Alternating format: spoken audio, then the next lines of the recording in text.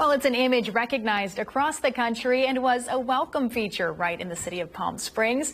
So what was the inspiration for the Forever Marilyn statue? Steve Sumrall answers that question in tonight's Our Desert Past.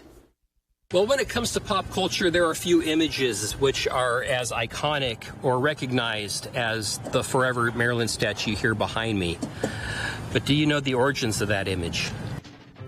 She's stylish. Her arrival has really created a lot of buzz for Palm Springs. She's classy. I love the tourist draw. There were lines all the time. Everybody wanted to take their picture with her. And although she has a good figure, she tips the scales at 40,000 pounds. But that's mainly because she's 26 feet tall and made of stainless steel and aluminum. It's a nice statue. Very lifelike. The Forever Marilyn statue arrived from Chicago as a traveling sculpture on loan from artist Seward Johnson in 2012 and immediately became a tourist phenomenon.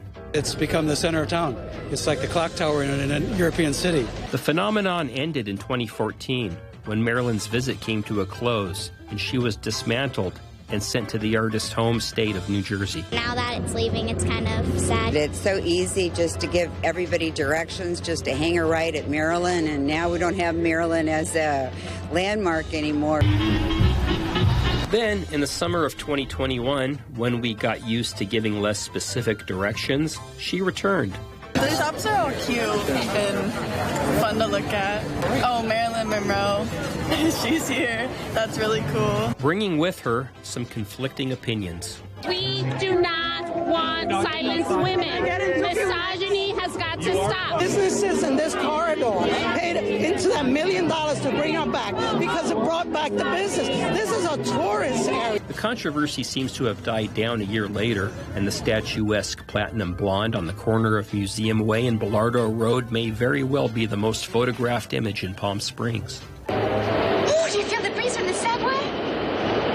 Isn't it delicious? So the 7-Year Itch has one of the most famous scenes in film history, as we're well aware, as we're lucky enough in Palm Springs to have this iconic statue that immortalizes that moment forever. Oh, here comes another one. True, Marilyn's skirt did catch air in that 1955 classic, but it wasn't the first time. The full story begins with a photographer named Sam Shaw.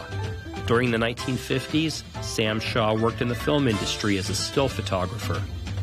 It was during production of the 1952 film Viva Zapata when one of that film's extras, Marilyn Monroe, met Mr. Shaw, and the two built a lifelong friendship. Sam Shaw would photograph Marilyn throughout her career. He would encourage her to wear less makeup, bringing out more of her natural beauty. She walked down Fifth Avenue once with me and met Mrs. Bodney, who owned the Algonquin Hotel, and they were talking. And she said, Marilyn, August, the hottest day of the year, you're wearing a mink coat. She says, Joe D gave it to me. I mean, D is Joe DiMaggio. Isn't that wonderful? She said, but it's so hot. She said, don't worry. She flanged the coat open. Then she was in the nude. In 1954, Sam was asked to be the still photographer for the 7-Year Itch.